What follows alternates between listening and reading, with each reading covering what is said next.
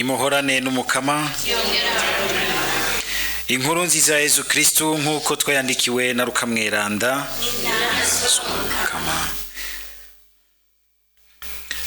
Muri rya minsi Yesu aza i Nazareti aho yari yararerewe, arinjira mu isinagoga nk'uko yahora bigenza ku minsi y'Isabato.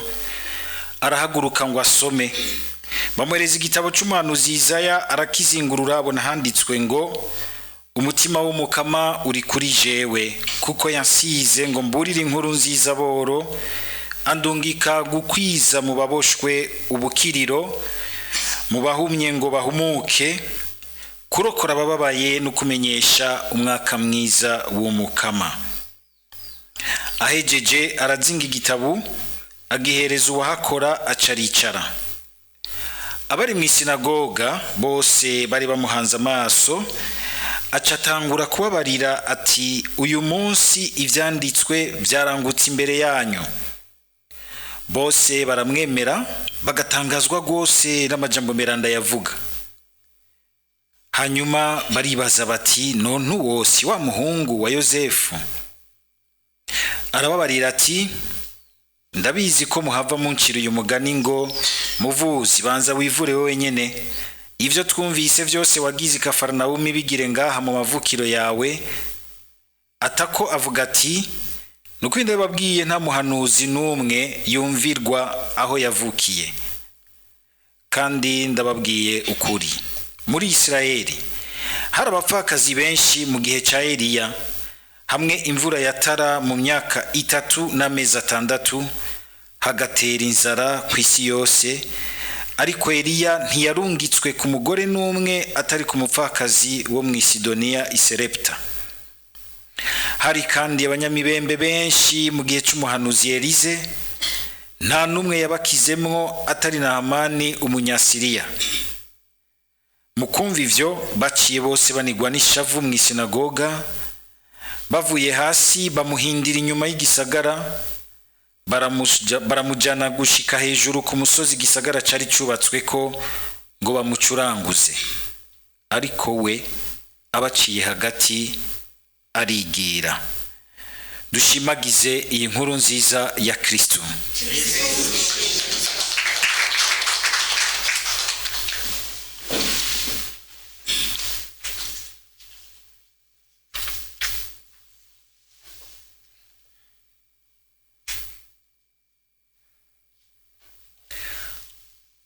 Hari abantu twahoze turiko turayaga, turashika hano tuvuga ingene burya ugusanga ibintu bitagenze uko twari twabishatse. Ibi tuvuga tugira tuti ngo kugira isheke, ikintu kamenga ntigishitse ku musaruro warugishakira. Hari aho bisanga abo biciye intege bagaca baterera hasi, n'abandi bazi ubwenge bwo kugira ngo bagisome gushasha, bagikuremwo iyindi nyigisho nshasha, kikazova nk'umusaruro mbere usumbirije umwe cyari kuvamwo iyo gitangura guca gikora ubwo nyene neza. Mu bisanzwe kuwemera kuko azi yuko agenda gana Yesu Kristo muzima mu buninahazwa bwiwe, twemera yuko umunsi w'ubuzima uvuyemo hakaza uwundi, haje umunsi waho twegereye ubuninahazwa bwa Kristo. No kuvuga haje icyiza gisumbirije ico twari tugeze ko uyu munsi. Ubwo ivyo bintu muravyemera? N'igihe uvyutse ufurutiye, menya yuko umunsi Imana ikongeye n'umunsi w'ineza isumbirije iyo uvuyemwo, iyo umunsi uhitiye. Kuko abakristo twemera yuko umwanya si ikintu kiguma kizungurukako, kuko harabogomba gufata umwanya muri bijya duhabwa n'ivyigwa vya geografia vya rotation na évolution de la Terre. La Terre tourne 365 jours autour du soleil, nuko igatourna autour d'elle-même pendant isi izunguruka autour du soleil, kongera kagenda irizungurukako. Autour du soleil ni misi ngahe?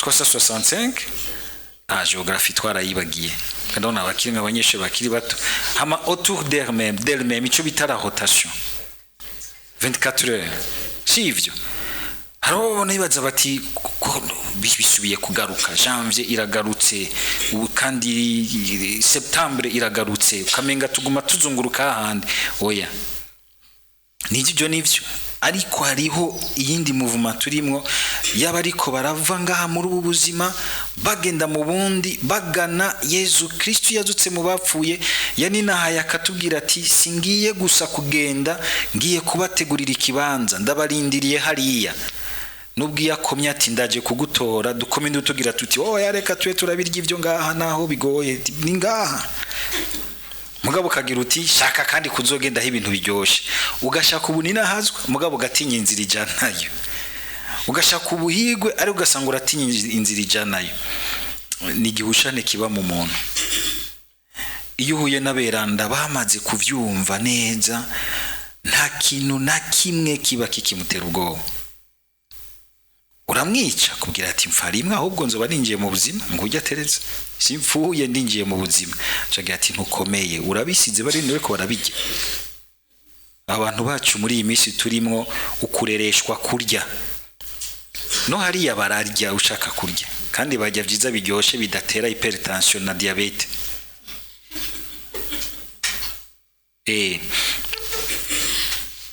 abakristu rero turi muri iyo ntumbero yuko tugenda tugana ikiza gisumbirije bivuga yuko rero nivyo shika vyose nabijya twita maesheke tujya twita makrize bijya mbere ugiye kuraba eklezia yagira shika ku rugero rwo gutahura no kwinjira mu buninazwa bwa Kristo ico twita mbere la fécondité de la grâce kuko yabayemwo mutima aguma yumvisha ati harimwo undi muhamagaro w'ikindi kintu gishasha ngomba kukujabutsamwo kiza gisumbirije ico wari wagize uti nza gushika kuri iki.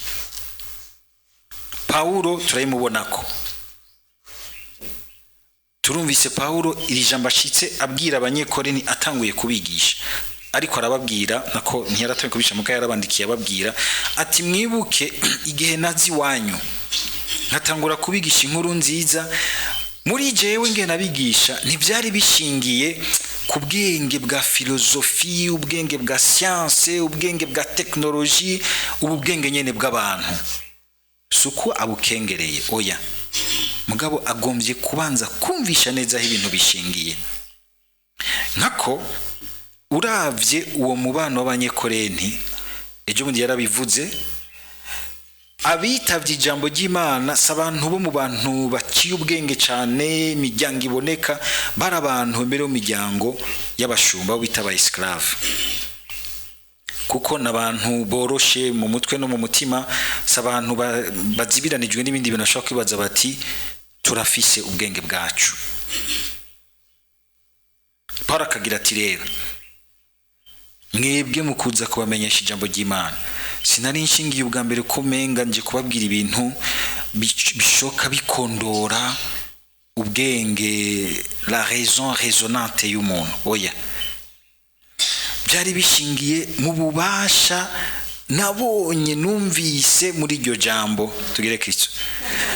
Abantu harakomeye cyane aho hantu harakomeye gose nkako Paulo yarabonye esheke yagize kuko yaje ngaha Atene avuye ahitwa nako yaje hi Corinth avuye ahantu hitwa Atena. Atena rero hari hagwiriye abantu bitwa abafilosofe abantu bizi vya filosofi murabizi bamwe ba Platon bande bose babagiriki ba Aristote nabaki bo ni mu bivyo bihugu vy'abagereki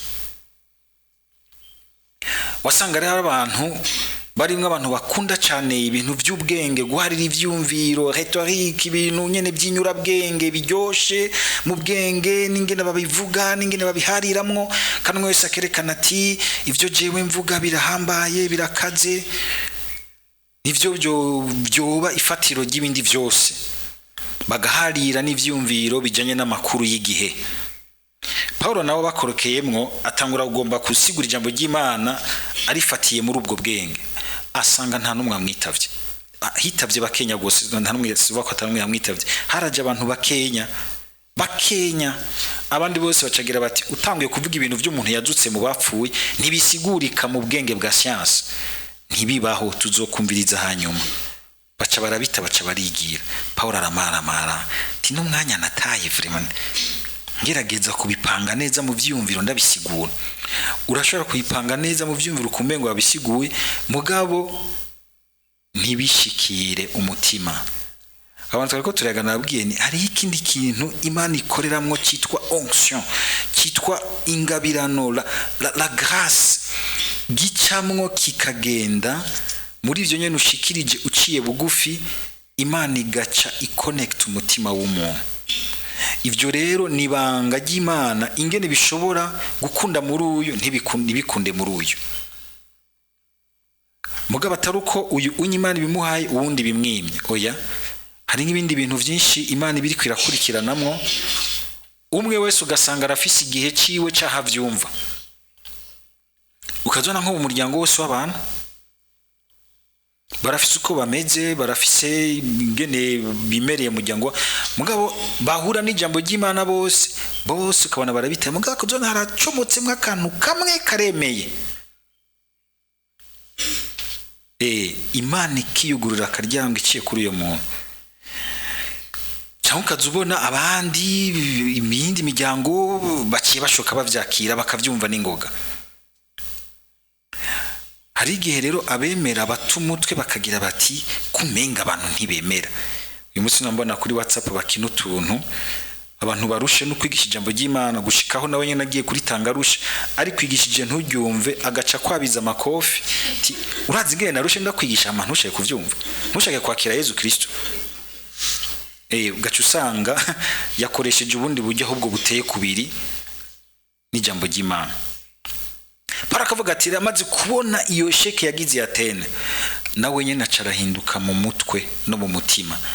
Cagira ati ubu nagomba kuza ndabishingira mu bwenge bw'abantu naco bitanga, ariko jewe nyene nabishingira mu kumva yuko ndiko ntanga ikintu nanje nabonye kumwe Yohana bivuga ico nakabakavye, ico niyumviye, ico agashingira kuri kwa kuntu nawe yahoze ari umuntu harira mu nyigisho z'abafarizayo, ariko umunsi uri izina bisaba ko Yezu amuhwikira ku nzira ya Damasi aramwiyereka.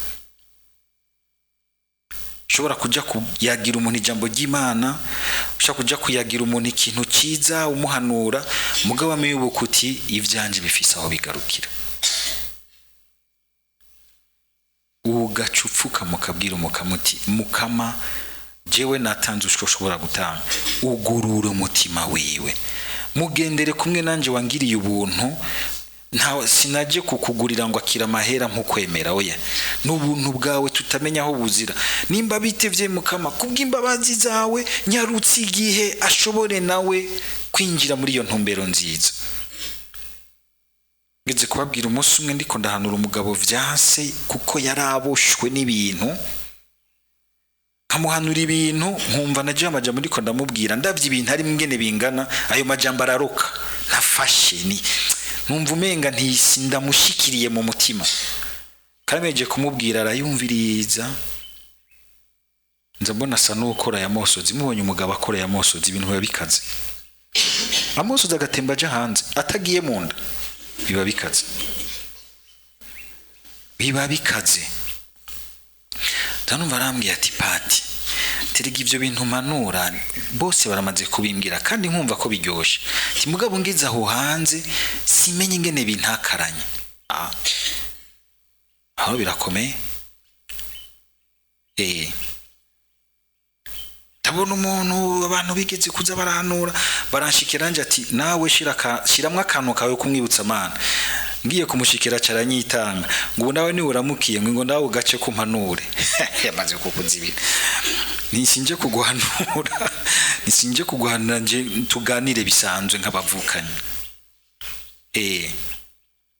Ukabona yuko ari ahantu umuntu agarukira, bigasaba yuko umuntu apfukama agaca bugufi agahamagara ububasha bw'Imana kugira ngo buzitura umutima, bubomora ibintu byari biboshe muri ico gihe nawe ucugirisha iki?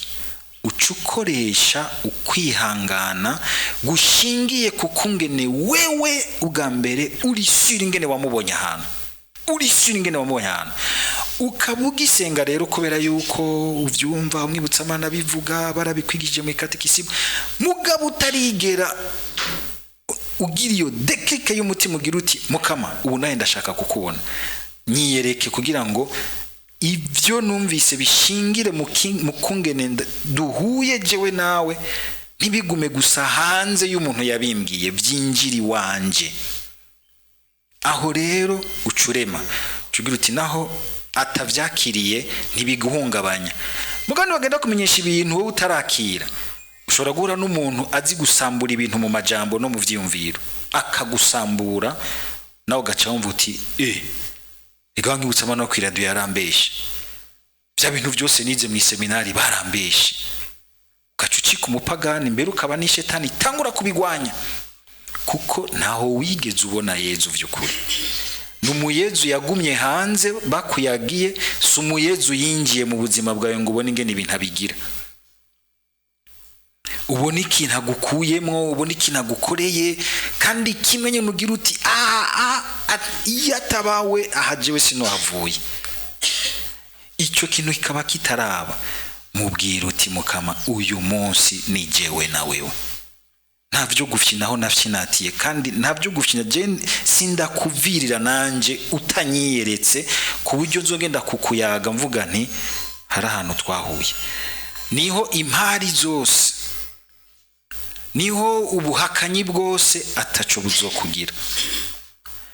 Nk'ubu hari ikintu shetani iri kwirakoresha muri bibi, ikaza guterera ivy'Imana mu vy'Imana, ikabizanamwo abantu bavyikiramwo, abantu babimanipira babikoresha mu bindi bintu, kugira ngo nabo kwemeye bace bagira bati ibi bintu n'ubuhumvye, aba bantu bavuga ibintu batemera ibintu ntabibaho.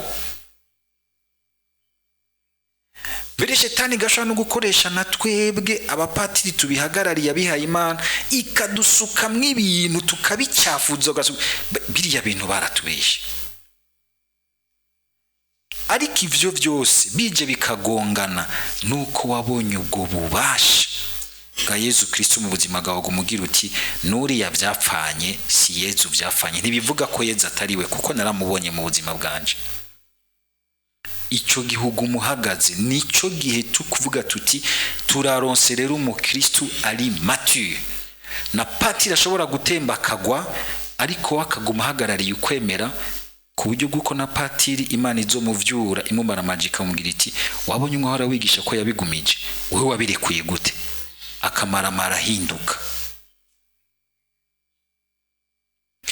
Nico gituma natwe uyu munsi ntitube mu kwemera tugira tuti twebwe turi mu idini y'abasenyeri bize vyinshi, abapatiri bize filozofi na teoloji, turi mu bakristo bakomeye, ikidini kimaze imyaka ibihumbi n'ibihumbagiza, nimushobora kuyikorako.